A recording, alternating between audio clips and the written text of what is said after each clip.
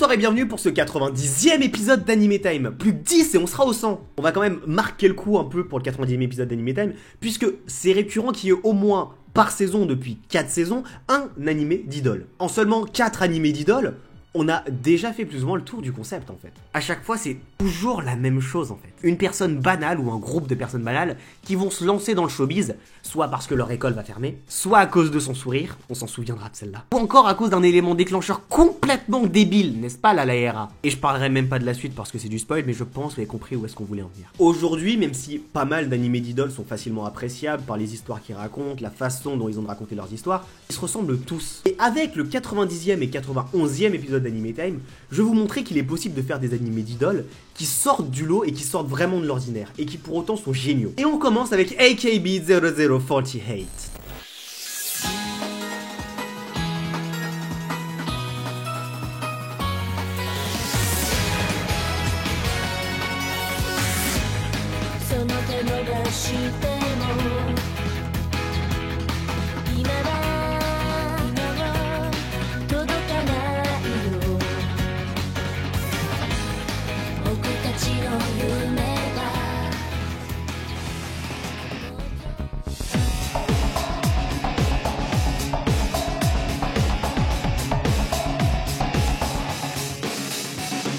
AKB 0048, c'est vraiment un nouveau souffle sur les animés d'idoles. Ce qui est bien avec AKB 0048, c'est que c'est juste un animé produit par le studio Satelight en 2012. L'animé, c'est l'œuvre originale. AKB 0048 étant 2 saisons de 13 épisodes. YouTube est un site génial, vous ne trouvez pas? Je vois pas vraiment le rapport avec l'animé qu'on présente aujourd'hui. Accéder à plein de contenus divertissants en quelques clics. Magnifique, non? D'ailleurs, si vous faites quelques clics, vous pouvez aussi vous abonner à la chaîne. En soi, on est tous plus ou moins divertis par diverses choses. Musique, livres, films, séries, animés, idoles. Plein de choses qui nous permettent de nous évader d'un quotidien qui ne nous fait pas forcément rêver. Oh, joli ce coup-là. Eh bien, dans l'univers d'AKB 0048, le divertissement a été banni. Non pas du Japon, ni même du monde, mais de l'univers. Laissez-moi vous resituer le contexte. AKB 0048 se passe dans un univers post-apocalyptique. Dû à une guerre interplanétaire, la Terre a été complètement détruite. Et l'humanité s'est retrouvée à coloniser d'autres planètes, comme par exemple Lancastar. Comme dit précédemment, le divertissement a été banni de l'univers. Le fait est que le divertissement est, selon les autorités, vecteur d'une perturbation du cœur. Vous savez, ce petit frisson, cette chaleur ou bien cette tristesse profonde que vous ressentez lorsque vous finissez un super animé par exemple. C'est un peu l'épicentre du problème pour eux. Néanmoins, il existe toujours des gens qui cherchent à se battre contre ça. Notamment un groupe d'idoles interplanétaires, les AKB 0048. Déjà, elles sont considérées comme des terroristes par les autorités de l'univers. Ah, c'est sûr que les concerts de Mars ou de Garomageddon à côté, c'est de la pisse de chat. Les membres de ce groupe se battent littéralement durant leurs concerts. C'est d'un tout autre niveau. Et dans tout ça, nous avons Nagisa Motomiya, Yuka Ichijo, Orine Aida et Cherry Sono. 4 jeunes filles qui, durant leurs vacances d'été de leur plus tendre enfance, se sont amusées à se rendre à un concert des AKB 0048. Leurs concerts sont clandestins et elles sont considérées comme des terroristes, je vous rappelle. Le résultat est sans appel, une flamme s'est allumée dans leurs yeux ce jour-là. Elles ont, toutes les 4, décidé un jour de rejoindre les AKB 0048. En l'an 48 du calendrier stellaire, soit 4 ans après le concert, Nagisa et Yuka sont au collège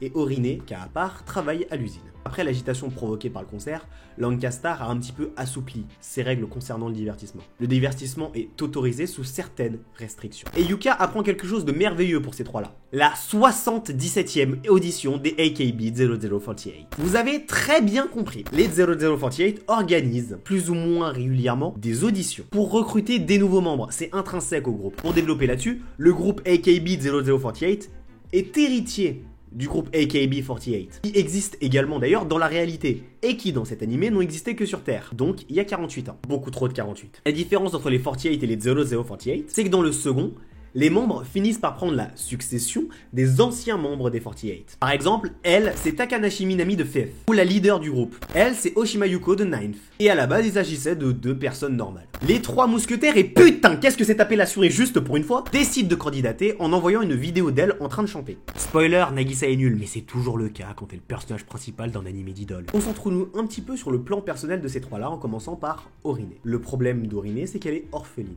et le contact humain n'est pas trop son truc non plus. Elle préfère être au contact des machines sur lesquelles elle travaille, et on reviendra là-dessus dans quelques instants. Yuka, c'est la plus tranquille des trois. Elle n'a pas grand-chose qui lui pose problème. Au contraire, sa famille n'est pas un problème. Mais elle est amoureuse d'un garçon, Mamoru, qui l'aime aussi par la même occasion. On reviendra encore une fois sur ce problème dans quelques instants. En tant que personnage principal, le nœud des problèmes est mis autour de Nagisa, qui est la fille unique d'un responsable de l'administration du divertissement sur Lancastar. Vous vous doutez que si sa fille Nagisa commence à chanter, ou qu'elle met des posters en rapport avec le divertissement dans sa chambre, ça va vraiment pas le faire. Et cette restriction, due au poste de son père, elle ne la supporte pas. Sa mère voit ça d'un autre œil et prend le parti de sa fille. Quelques jours plus tard, la nouvelle tombe.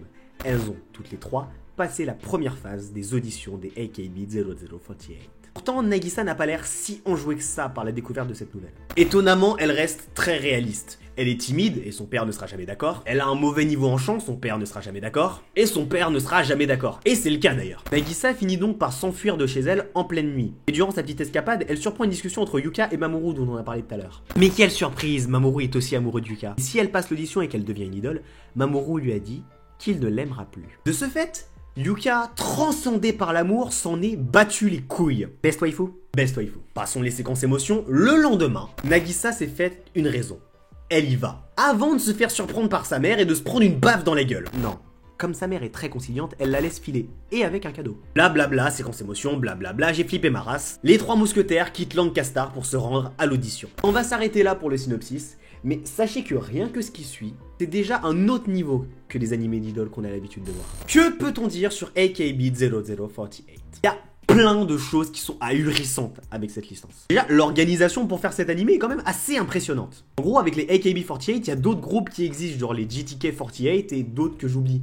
Ça fait une sorte de famille 48, si on peut l'appeler comme ça. Et bien, pour faire cet animé, ils ont réuni pas mal de monde de ces groupes pour doubler les personnages. En interne même de l'animé, l'organisation des 0048 est très fidèle à celle des 48. C'est impressionnant. Le caractère des personnages est pensé et est fait d'ailleurs pour que chacun des personnages colle au personnage original des AKB48. Et dans les moindres détails qui n'existent pas forcément dans l'animé. Par exemple, Oshima Yuko. Dans la réalité, c'est la leaduse de la team K des AKB48. Parce qu'en plus de ça, il y a des teams qui n'existent pas. À un moment dans l'animé, elle se met à chanter la chanson Korogaru Ishininare. Une chanson de la team K, alors qu'elle aurait pu chanter n'importe quelle chanson à ce moment-là. Mais je veux pas épiloguer. Ensuite, pour rester plus dans l'animé, on peut le rapprocher très facilement de Madoka Magica. Pourquoi? Bah tout comme ce dernier, AKB0048 s'affranchit pas mal des codes de son genre. J'en connais une qui va me faire chier pour avoir dit ça. Où tous les animés d'idoles vont jouer sur le même principe. Dans AKB48, on met les idoles dans une position de guerrière. Elles n'ont personnellement rien à y gagner à se battre contre l'anti-divertissement. Elles ont tout à y perdre, à commencer par leur vie. L'intrigue, vu déjà le background de cet animé, vous imaginez qu'elle est pas du tout en reste. Parce qu'on parle quand même de suivre des gamines de 13 piges qui quittent leur planète natale et leur famille pour se rendre à des endroits qu'elles ne connaissent même pas, en mettant leur vie en danger pour essayer de devenir des idoles. Et de défendre la position du divertissement en faisant des concerts clandestins où elles peuvent potentiellement perdre la vie. On voit pas ça tous les jours et c'est clairement la raison qui fait que pour moi AKB0048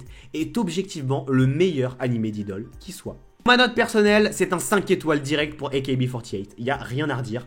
Et franchement, même si vous n'êtes pas spécialement fan des animés d'idole, je vous conseille quand même d'essayer de le regarder. Certes, il y a des épisodes, vous prenez un épisode de Prepara, vous le mettez à la place, ça revient au même, mais il s'affranchit tellement de ce qui existe déjà dans son développement de l'intrigue que le regarder c'est même pas un problème. Clairement cet animé il se boit. Donc je vous conseille plus que les autres animés d'idole que je vous ai conseillés jusque là. Voilà c'est tout pour ce 90e épisode d'Anime Time, j'espère qu'il t'a plu. Si tu veux plus d'animés comme AKB0048, avec le petit en haut à droite t'appuies sur le +1. Et si t'en veux moins t'appuies sur le -1. Si cette vidéo t'a plu tu peux comme d'hab la liker, la partager, t'abonner si c'est pas déjà fait. Tu peux aussi me suivre sur les réseaux sociaux, Twitter, Facebook, Instagram, Reddit ou rejoindre mon serveur Discord. C'était Hunter, on se retrouve le 10 avril pour le 91e épisode d'Anime Time. Ciao.